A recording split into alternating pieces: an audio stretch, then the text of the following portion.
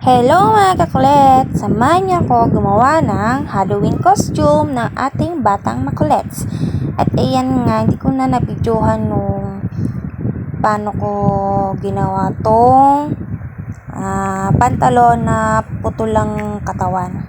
Ayan, pero mamaya papakita ko sa inyo yung kinalabasan. At ayan nga, tinatahi ko dyan yung parte na ginupit ko para hindi lumabas yung mga sinuksok ko na papel tsaka yung karton.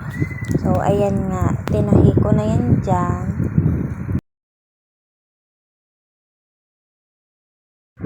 At ayan nga, lalagyan ko na ng suporta yung sa ibabaw para malagyan natin na kunwari putol talaga yung katawan. So, ayan.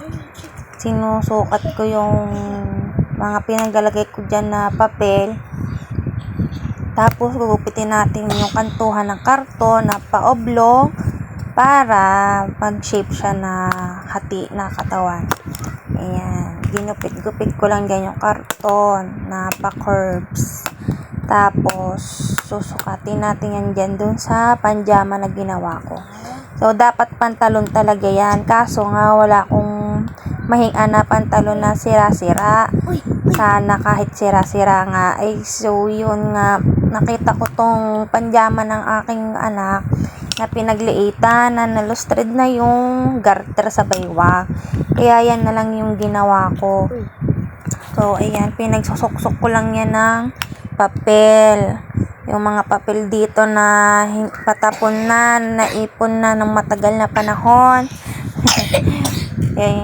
Ayan. So, ang hirap din pala gumawa ng costume. Tapos, medyo lang, hindi naman ito masyadong magastos since DIY nga to. Since mayroon naman akong mga pantahi dito. Tapos, itong glue na pinagamitan ko nung nakaraang taong pa na yan, natira. Tapos, yan nga, naayos ko na yung katawan niya. So, nilagyan ko na nga ng glue dun sa part na karton. Tapos, dinikitan ko lang ng mga tissue para kunwari yung laman-laman ng bayaw. So, ayan. Pinagpatong-patong ko lang yung mga tissue na may glue. Tapos, yung medyo kulubot yung paglagay para kunwari laman talaga siya. Tapos, lip tint yung ginamit ko dito na rebranded. Para kunwari fake blood talaga siya. Kasi ang mahal ng fake blood, grabe, 100 yung ganyang kaliit. So, nagtiyagan lang ako sa lip tint para less yung gastos. So, ayan. For the lip tint, ang peg. Kita nyo naman, para talaga siyang fake blood kasi yung color niyan ay dark red. Tapos, ayan. Mano-mano nga natin siyang nilagay. Ayan. Patut-tut-tut do. Tapos, ito nga ating batang makulets ay sa sobrang kakulitan talaga ay gusto yung makikiasosyo pa sa ginagawa ko ay kaya naman napapatagal yung aking gawa dito. Ayan, nakikipag-ispadahan pa at gusto pa akong lagyan ng lip tint. So, ayun, tapos na nga yung paglalagay ko ng fake blood dun sa katawan. At ito namang dugo-dugo sa panjama. So, ito ay food color na liquid. Nilagyan ko lang ng tubig. Kasi ito'y tira lang din nung nakaraan. So, ayan. Pinahid-pahid ko na siya ng paintbrush dyan para magka-eme-eme dugo-dugo. So, ayan. Tapos, sinunod ko na itong yung t-shirt na medyo malaki pa sa kanya at din nga muna niya maisuot. Itong t-shirt to na may hood. Yan, nilagyan ko na din yan ng color. So, yan, tingnan nyo naman. Mukha siya talagang dugo-dugo. So, yun nga. At yun nga, pupuntahan naming Halloween party. As ito na nga, at may make-upan na natin si Batang Makulets. Noong una nga, ayaw pa nga niyang papalagay at siya daw ay natatakot. Takot kasi ito sa dugo. Ayaw makakakita ng dugo. So, napilit nga natin si Batang Makulit kasi nga sabi ko, pag sumali siya, magkakaroon siya ng broom. Grabe yung pang-uuto ko dyan para lang ma-make upan ko yan ng ganyan. So, ayan, nilagyan ko nga siya dyan ng mga yung scar wax kung tawagin na parang balat din. Parang balat-balat na natuklap. So, ayan, pupunuin ko lang ng ganyan yung mukha ng anak ko kasi yung style niyang mukha niya, yung para bang nasunog, yung parang nasabugan ng building. Kaya nga kasi siya naging zombie eh. Zombie na putol ang katawan. Basta yun na yun. Basta Halloween costume. At pupunta nga kasi ng Halloween party dito sa Atienza Food Park sa Yaya, Quezon. Ng alas 6 ng gabi ang simula niya. Ayan. Bago pa ako matapos diyan, puro reklamo na yung anak ko diyan. Ayaw na daw niya magpalagay.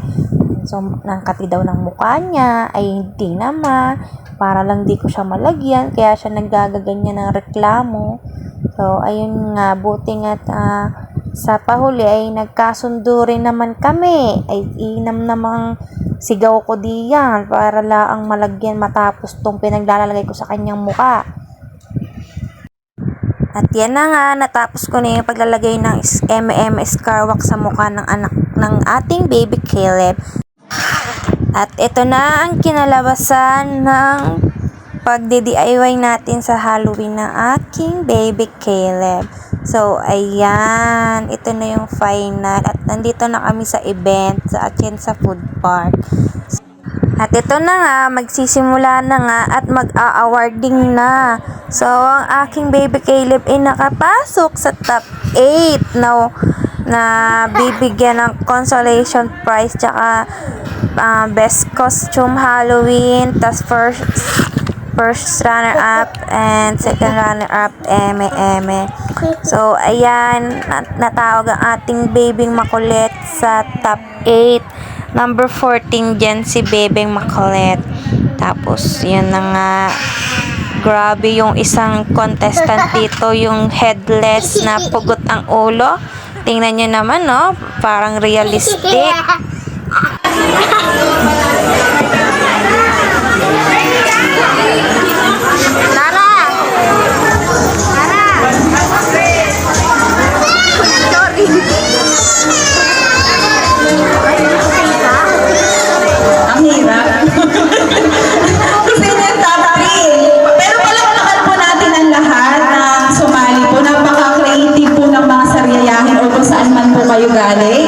Ang gaganda po ng costume, ang hirap po talaga i-judge. Ngayon, ayan. Okay. Piliin lang na. Si number 8. Nalagay sa si number 9. Number 9? Yan. Si number 21. Si number 21? Yan, congratulations. At ang ating top 3 ay yung 14, 5, 7. Ano sa kami yung first, second, third?